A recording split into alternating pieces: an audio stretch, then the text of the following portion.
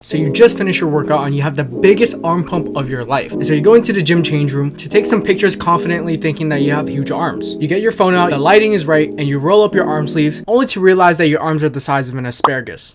You start to become more insecure every time you look at yourself in the mirror, or even just putting on a shirt in general, because the shirt is always loose around your arm area. If that sounds like you found the right video. In today's video, I will be going over my secret sauce, no matter if you're starting off skinny or fat, to help you get massive arms to the point where even a normal shirt makes your arms look big. Now, you probably wouldn't want to take any advice from a little Asian kid who looks like he didn't even pass through puberty yet. But let me just show you guys my progression over the last few years. This is what my arms used to look like. And then they looked like this. And now they look like this.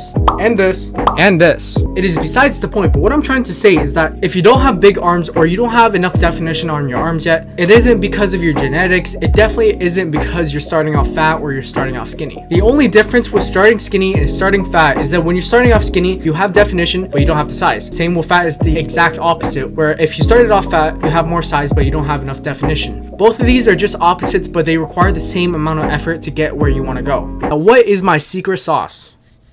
Well, in this video, I will be going over 4 main things that I have done to help my arms grow fast and effectively. Number 1 on this list is bulking. Of course, everyone knows that bulking means just eating more. Overall, when you're bulking, you gain more size. The type of bulking I'm talking about isn't lean bulking. It's actually eating whatever you want. And you eat whatever you want without tracking it. But with each meal or each snack, you need to have at least some protein in it. For example, Chipotle. If you're getting a burrito bowl, if anyone has ever been to Chipotle, they know that 50% of that is just beans and rice. The other 50% is literally straight up meat. What you want to do is 50% should at least be meat. Usually when you're in this stage, you want to make sure you actually not eating too much or eating too less. But you might be wondering, how do I know if I'm eating too much or eating too less? For those who do not know what a calorie maintenance is, it's just the amount of calories that you have to consume a day, basically just to maintain weight. So if you go over your calorie maintenance, you're obviously going to be gaining weight. If you go below it, you'll be losing weight. So for you to find out if you're eating too much or not eating enough, I want you to click on the link below, caloriecalculator.net or something. What I want you to do is just plug in your height, your weight, and how often you're exercising. It will calculate how many calories and meals you're supposed to be eating. For example, for me, I'm weighing at 5'5", weighing at 155 pounds,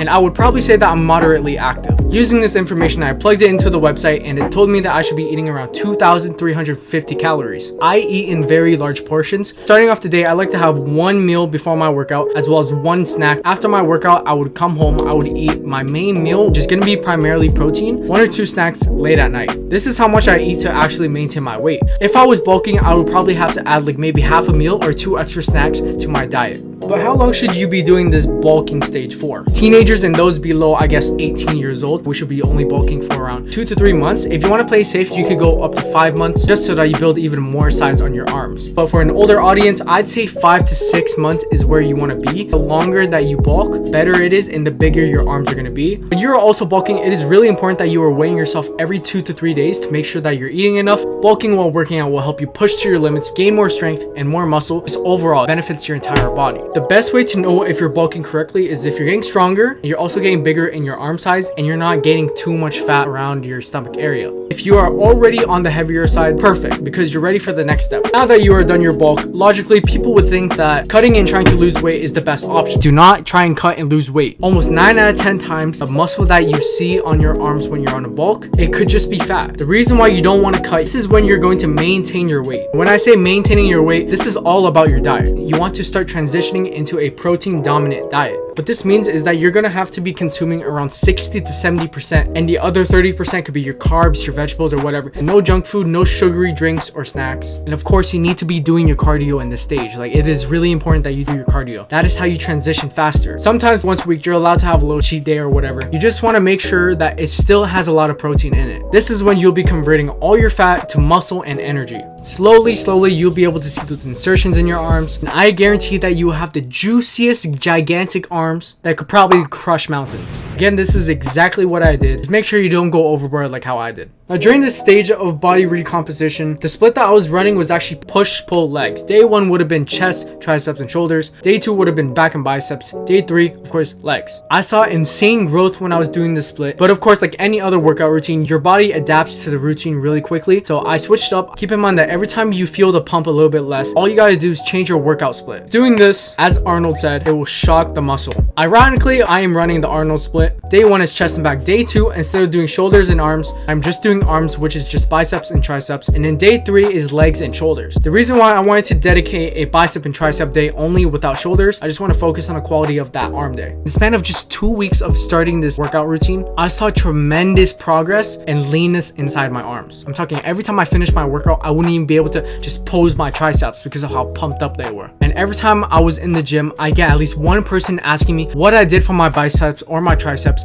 because they were so massive. It even got to a point where my arms, like my triceps, were just overpowering everything else to the point where I had to literally stop doing arm days just so that my shoulders and my forearms catch up. From someone who has done so many workout plans and has been going to the gym for quite a while, I'm telling you guys, you need to implement an arm day, a dedicated arm day for just biceps and triceps. And if you already do, what I want you to do is just focus on the quality of that arm day, which is where my third point comes in. When you're training arms, logically people would think that you should just literally crash out as many bicep curls as you can, right? No, doing this is actually going to do the exact opposite. Of course, you're still going to see growth. As far as we know, it might actually be worse for you. Prioritize strength and intensity. Obviously, you're going to feel your muscles better and also have that mind-muscle connection every time you train with a lot of volume. The thing is, you also want to make them strong and as dense as possible. Let's say like a bicep curl, you should be doing 6 to 8 reps with the last rep being complete failure. Personally, right now I do around 7 reps with the last one being complete failure. This is where I found the most growth in my strength and also my size. For the biceps, they are primarily made up of 2 parts, but I usually like to go with the third part, which is the brachialis. In some of my videos, I talked about this where each part of the biceps, you want to add one exercise to it. So the short head should have its own, the long head also its own exercise.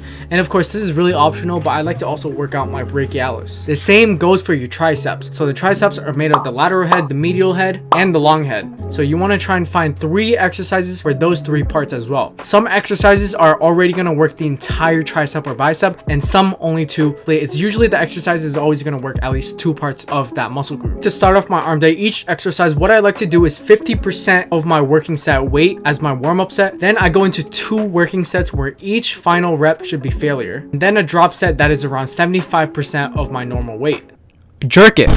Now, what do I mean when I say jerk it? Every time you're trying to build muscle, trying to work out, the stretching part is the most important part to build muscle. So let's say for your triceps, people think that the most stretch that you can get from your triceps is when your arm is completely extended out. It's actually the complete opposite. It is when you're holding the weight back up and when your arms are bent. Now again, what do I mean when I say jerk it? I do not mean literally jerk it.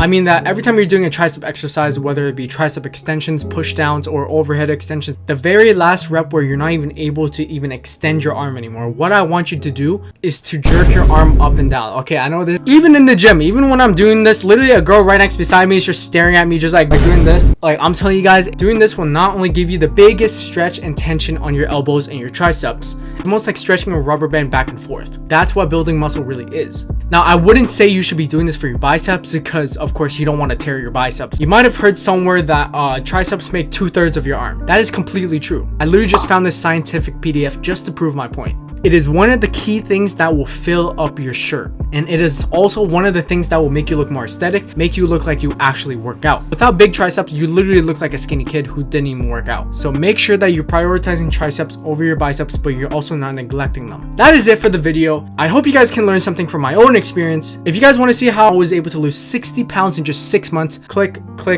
that. One of these corners right here are going to be the video. But until then, peace out.